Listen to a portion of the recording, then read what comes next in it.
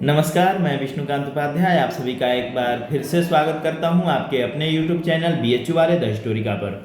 साथियों, सीवीईटी PG BHU के admission की जो प्रक्रिया है वो लगभग समाप्त हो चुकी है और जैसे कि आप सभी को पता है कि जितने भी सीट थे मेन कैंपस के लिए, एफिलेटेड कॉलेज के लिए, सब भर चुके हैं और अब क्लासेस वगैरह भी शुरू हो चुकी हैं। लेकिन अभी भी बहुत सारे बच्चे उम्मीद लगाए बैठे हैं। वो लोग बार बार हमसे प्रश्न पूछ रहे हैं कि क्या वेटिंग लिस्ट क्लियर होगा, या फिर आप लोग एक और प्रश्न पूछ रहे हो।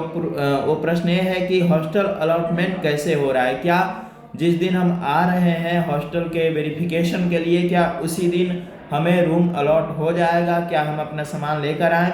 या फिर एफिलेटेड कॉलेज के बच्चों का प्रश्न है कि क्या हम मेन कैंपस के लाइब्रेरी का यूज कर सकते हैं, हम हेल्थ कार्ड का यूज कर सकते हैं, क्या हम हेल्थ सेंटर का यूज कर सकते हैं जो कि मेन कैंपस के बच्चों को मिलता है।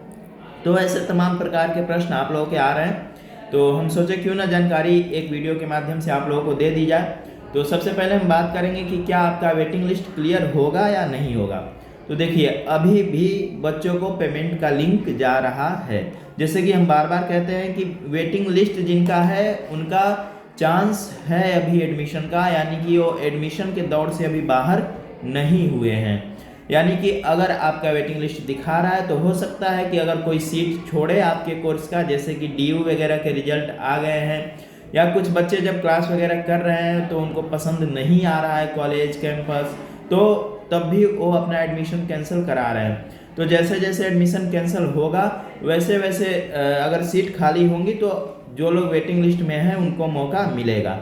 हाँ, अब ये नहीं कह सकते कि आपका एडमिशन हो ही जाएगा अगर आप वेटिंग लिस्ट में हो, तो आपके किस्मत के ऊपर निर्भर करता है। इसके बाद आप दूसरा प्रश्न जो पूछ रहे हो कि हॉस्टल अलॉटमेंट कैसे हो रहा है, क्या मुझे उसी दिन रूम मिल जाएगा। तो देखिए, कोई कोई जो है वो 1-2 दिन बाद रूम अलॉट कर रहा है और कोई कोई जो है वो तुरंत वेरिफिकेशन के बाद आपको रूम अलॉट कर दे रहा है। तो अब डॉक्यूमेंट्स कौन कौन से लग रहे हैं आप लोग पूछ रहे हो। तो कुछ नहीं, आपको अपना जो फीस रसीद है यानी कि एडमिशन लेटर जो है आपका, उसको लेकर आना है। आपने हॉस्टल के लिए जो फी पेमेंट किया है उसको लेकर आना है, साथ में कुछ फोटोज रखने हैं और 3-4 डोजियर फॉर्म रखना है, पेरेंट्स का अंडरटेकिंग देना है। तो यही सब हॉस्टल में लगेगा। इसके बाद मेस का फी वगैरह जो लगता है वो सारी चीज़ें लगेंगी और फी एक टाइम का यानी कि एक थाली का 50 रुपये है अभी बीएचयू के मेस की अगर हम बात करें तो लड़कों का। तो अभी कुछ इस तरह से होगा। तो ज़रूरी नहीं है कि आपको तुरंत रूम मिल ही जाएगा, हो सकता है कि 1-2 दिन बाद मिले, क्योंकि कल बहुत सारे बच्चों का वेरिफिकेशन हुआ तो उनको तुरंत रूम नहीं दिया गया, तो उन्हें जहाँ तहाँ रखवाया गया तब तक के लिए, क्योंकि वो लोग अपना सामान वगैरह लेकर आ चुके थे। तो कुछ ऐसे हो रहा है। अब एफिलेटेड कॉलेज के बच्चे पूछ रहे हैं कि मुझे हेल्थ डायरी या फिर लाइब्रेरी वगैरह यूज करने को मिलेगा मेन कैंपस का। तो नहीं, आपके लिए वो नहीं है, क्योंकि आपका जो कॉलेज है जैसे कि एमपीजी हो गया, विकियम होगा, वीसीडब्ल्यू हो गया, तो इन सब में भी लाइब्रेरी है। आप वहाँ के लाइब्रेरी को यूज कर सकते हो, आप बीएचयू मेन कैंपस की लाइब्रेरी को यूज नहीं कर सकते हो। हाँ, अगर आप चाहो, किसी से आपकी दोस्ती हो, मित्रता हो, तो आप उसके साथ जाकर बीएचयू के सेंट्रल लाइब्रेरी में बैठकर पढ़ सकते हो, क्योंकि बहुत सारे बच्चे ऐसे करते हैं।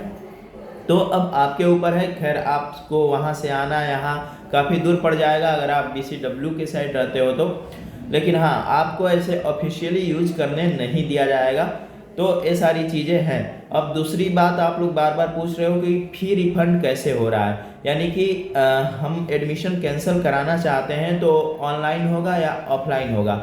तो देखिए, बहुत सारे लोग अलग अलग तरह के बातों को बता रहे हैं और हमने पहले भी बताया था कि जो भी सारा प्रोसेस होगा वो ऑनलाइन ही होगा, ऑफलाइन नहीं होगा, क्योंकि आपका फ़ी रिफंड भी ऑनलाइन ही होगा और एडमिशन कैंसिल भी आपको ऑनलाइन ही कराना होगा। अब एडमिशन कैंसिल कैसे कराना होगा, तो सबसे पहले जिस कोर्स में आपका एडमिशन हुआ है उस कोर्स में कॉन्टेक्ट एडमिशन कमेटी में जिस भी टीचर का नंबर या मेल आईडी दिया गया है आप उनसे संपर्क करें, उन्हें बताएं कि हम अपना एडमिशन कैंसिल कराना चाहते हैं।